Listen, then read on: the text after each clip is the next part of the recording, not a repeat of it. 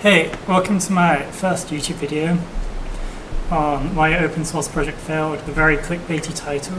This is a very quick video on open sourceness, how to make successful projects. We'll just get into it, shall we? So this is a very popular loop that I use all the time. Why do we want something to be popular in open source? Well, the more popular it is, the more users we have, the more contributions we get, and the better functionality we get from the contributions, and then it loops back around. Better functionality means we are more popular, and so on. Open source projects which are really good but have low contributors and aren't really popular are normally maintained by companies, and so unless you're a company that can pay people to work and stuff, your primary goal should really be popularity. You can sort of start anywhere on this loop as well, if you have a way to get a lot of users, a lot of contributors very early on, or you have absolutely brilliant functionality like the rich Python library, then you'd go around the loop anyway. The easiest way, in my opinion, is to make a project that's popular. Now, do you need good software to create popular projects? The answer is no. You don't really need to make good software. Kind of counterintuitive, but you just don't. Like, RustScan was 50 lines of code when it hit 2,000 GitHub stars in one day. All it did was just ran open sockets on every port, up to 65,335, I believe. Then it ran mmap on those ports. 50 lines of code, that was it. And then PyWalk got about 3K stars in one day, and that was only like 150, 200 lines of code. All it did was ran regular expressions on an input, like a file or text or something. And then that was it. Just ran regular expressions, and it got 3,000 stars in one day. So these projects that I've made are just examples of really simple things that have gone immensely popular. The truth is, you don't need to make good, amazing software. You don't need it to be perfect. You don't need it to be world-breaking to make it popular. And I'll show you how to do that later on. Next slide. So, everyone knows that to make a good, popular open source project, you need to choose a really good language, you know? Like, don't use PHP. No one uses PHP. C#, no.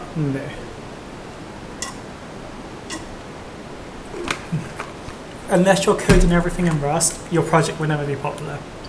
I'm kidding, of course. This is just a giant meme at this point. There was an interview with Stephen King a couple of years ago, and someone asked Stephen King, you're an author, you've written books that have sold millions and millions of copies. You've been made into films, TV shows, radio shows, audiobooks, all sorts. How do you Stephen King, what pencil do you write with to do that? And Stephen King's like, the pencil, like, it doesn't matter what pencil you write with, you know? Like, it's not like you're going to pick up a pencil and suddenly you're Stephen King. What matters is the words you put on the page, and that's the same with programming languages, really. No one cares whether it's C++, Ruby, PHP, Java.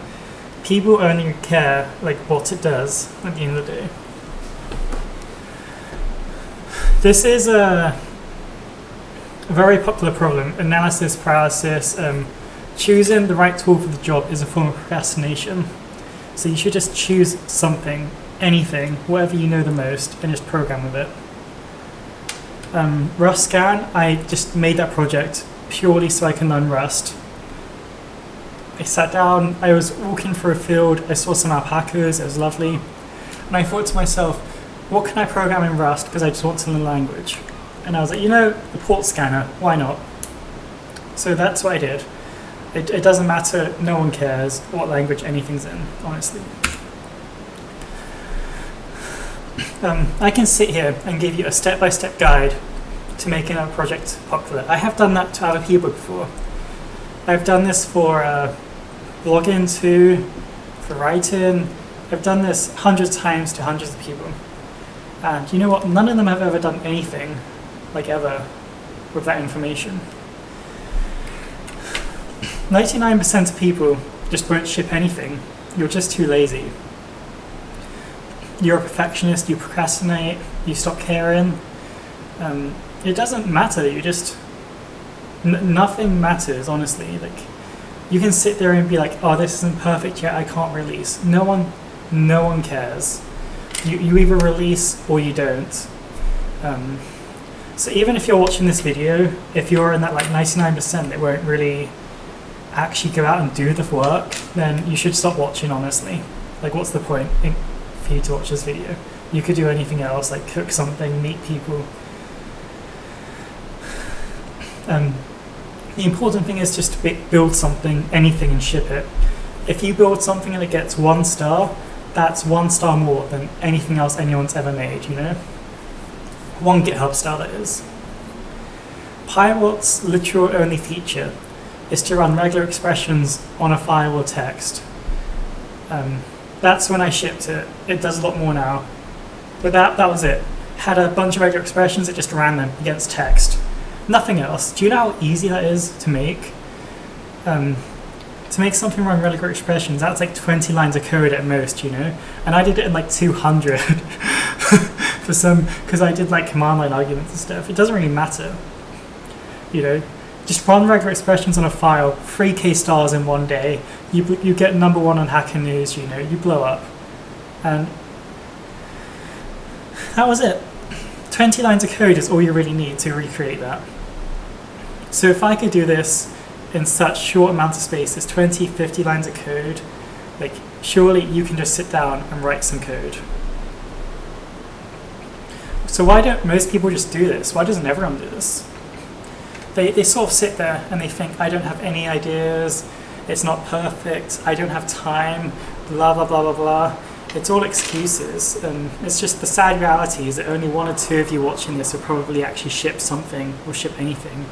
And if that's you, definitely comment down below. I will star your repo and like it and check it out for real. And the reason I have this slide here is because when I was lazy, hearing people say to me, you're not actually going to do this, so why bother? Like, that angered me to do something. So if you're still watching this, I hope it's angered you to do something. Now, if the programming language doesn't matter, and the idea doesn't matter either, you know, like just run regular expressions on a file, that's not even the idea I've come up with, that's like billions of people have done that at this point, then what does matter? Let me get you in on a little secret here. This is a secret that lots of people know, and for some reason, no one ever tells anyone this. The secret is the #1 most important skill you can learn in life, for anything, for programming, for writing, for creating like bug bounty courses, for becoming a teacher, is sales, marketing, copywriting. It's all an umbrella term. Convince someone to do something. Call it whatever you want. If you can sell a pen to a pencil manufacturer, an apple to an apple tree, ice to people that like build igloos for a living, you know, then you can certainly sell your open source project to a community of people.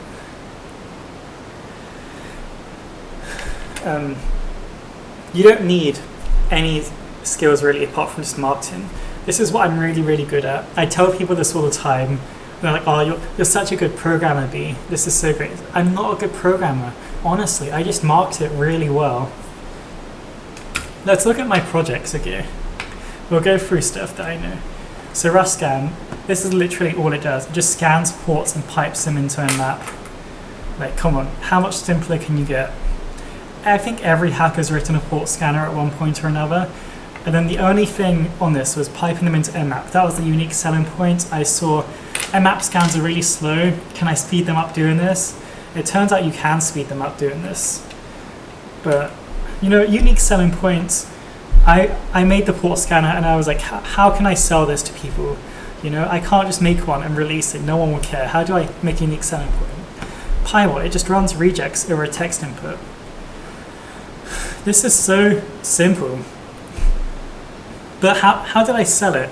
I said to people like, if you have WannaCry, it took Mark Hutchinson like 4 weeks to find the URL that stopped WannaCry in it. Imagine if you ran regex over the malware and you just found the URL instantly. Okay.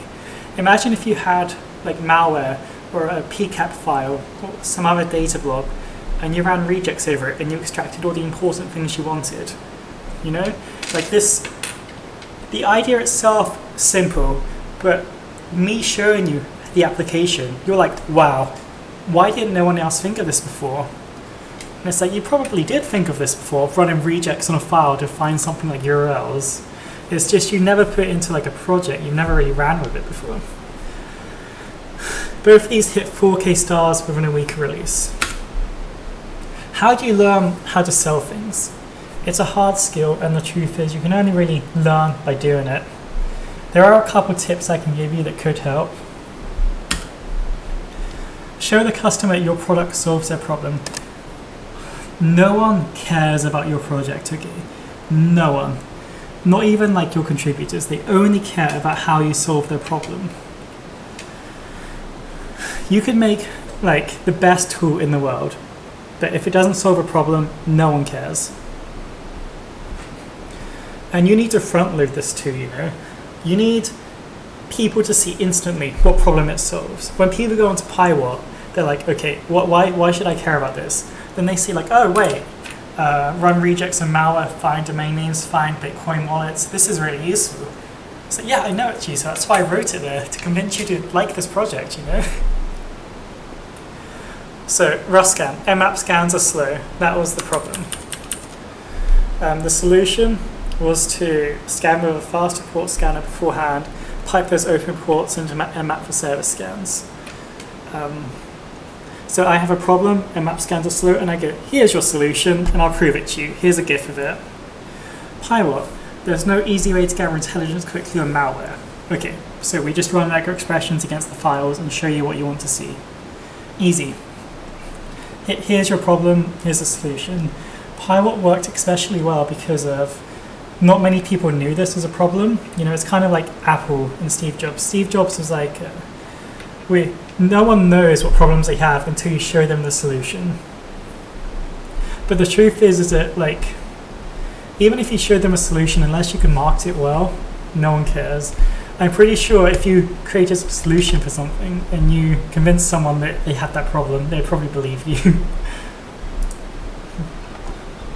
Cyphy, encoded text with unknown encodings is boring to brute force through. If you've ever been in a CTF with like 50 base64 encodings, you'll know what I mean. Solution, we do that for you. Name that hash. Hash identifiers are not helpful or updated. Oh, then we made it helpful and updated. Simple. The next problem people have is coming up with ideas. Problem first, solution second. So many people create solutions to things that just don't exist. Well, they can write like port scanners, and then they have no unique selling point. It does nothing new. This is no way to create a good project. Look at this Discord message, this one here. This person is looking for things to implement. They don't have a problem here, they just want things to implement. Which is okay, they can do that, but it would never be popular, would it? What can I make? A port scanner, maybe a backdoor, a reverse shell, a website. None of these are actually unique. No one cares. You need a unique selling point. You need to be able to market it well. And the only way to do that is to have a problem. If you come across a problem like, I don't know, let's say reverse shells are really unreliable, and you go and solve it, you make reverse shells really reliable. You have a solution to a problem, and you have a nice resume project that actually solves a problem that other people have. And this is way more impressive to jobs and employers than just a project that you just made for fun, just to expand your resume. There's a difference between automating away a problem you have and just making something because you can. So what you do the most isn't automated. Have you ever seen a cool computer utility used in a hacking film? Then invent it. Sci-fi is one of those things that's in films all the time, like, we have the backdoor encryption key that can unlock any encryption. And I saw that, I think I was 10 at the time, just going into a secondary school in the UK. I was like, why don't I make this, How hard can this be really? So you've also got to listen to your friends in the community around you about the problems that they have too.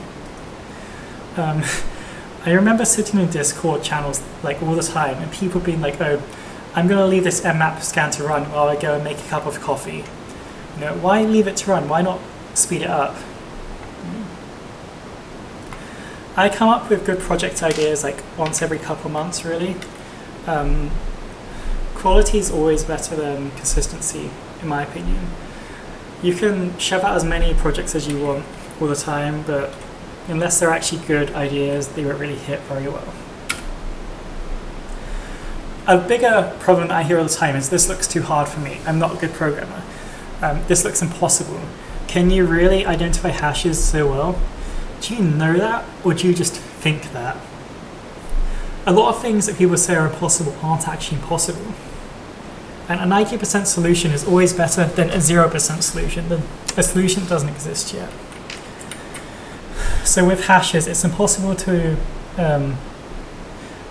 differentiate between MD5 and NTLM hashes, right? Well, is it impossible? Do you know that, or do you think that? Okay, so what's the 90% solution here? How do I, as a hacker, know the difference between MD5 and NTLM? Well, for starters, if I get it from a Windows Kerberos server, it's NTLM 100% of the time. If I get it from a Linux shadow file, it's probably MD5, So how do I implement my knowledge into this program? I write descriptions to help hackers decide what something is and what something isn't. And then I also use popularity ratings, so instead of having Skype hash right at the front, you have MD5, then Skype hash, And while it's still impossible to tell the difference between MD5 and NTLM programmatically, humans can do it with context. And this is my 90% solution. And I remember people telling me this is impossible. Then I showed them the solution, and they're like, wow, this is a really good idea, actually. This works really well. So yes, you don't have to have a 100% perfect solution. Normally with things that are impossible, you can get 90% of the way there, and that's all you need. The 10% the rest of the way is the hard part, 90% easy. You can just do that. So whenever you come across an impossible problem, just reevaluate it. Is it impossible? Do you know that? Or do you just think that? Now, this is quite funny, I think. A lot of people never show anyone their projects, and then they expect it to succeed somehow. If you never show anyone, how will it succeed? How will anyone know what your project is? It's if I invent something and then just keep it on my hard drive and don't tell anyone, how are they going to find out? How will it become popular? It won't. You need to show people this. When you make Discord posts, Reddit posts, or whatever you do, front load the title with the solution it has. Rust scan takes an Nmap scan down from 15 minutes to 6 seconds. Problem, Nmap scans slow, 15 minutes, takes down to 6 seconds. That's the solution there. People look at this and they think, wow, a solution. I could have written Rust scan, a fast port scanner. That would not have taken off at all. There's no solution in that title. There's nothing unique about that title. No one would have cared. People do not care about your project, at all. No one cares about your project. They only care about the solution it provides. How to get people to notice your project? Just spam it everywhere, lol. Honestly. No rhyme or reason. Hacker News, Reddit, Discord groups, all of them. any way you can, just spam it everywhere. Front load the, put your solutions into it, tell them what problem it solves, and then just spam it. And this is how I do it. One of them will eventually hit. If it doesn't work, don't worry, try again in a couple months, Reevaluate your titles, reevaluate your copy. Your copy is the wording you use to convince people to check out your project. And yeah, always make sure when you post about it that you show people the solution, the problem it tries to solve, and how it solves it. Nothing else matters. No one cares. Just the solution to the problem. And spam it everywhere. I literally spam my projects in like 10 Reddit groups, Hacker News, Discord, everything. And that's how my projects become popular. Anyway, this is the end of my very short presentation on making your projects popular. Just remember, you can do this. You don't need to be a great programmer. You don't need to choose a really good language. 50, 100 lines of code, all it takes. The only thing you need to do is find a problem and create a solution to it. And then show people the solution. Then once you've done that, it's easy mode, honestly. That's how you do it. Anyway, gonna do the typical YouTuber thing. If you like this video, make sure to like and subscribe. Leave a comment down below. Seriously, though, if you do make a project, leave a comment down below. I want to check it out. Anyway, this is B signing off here. Bye!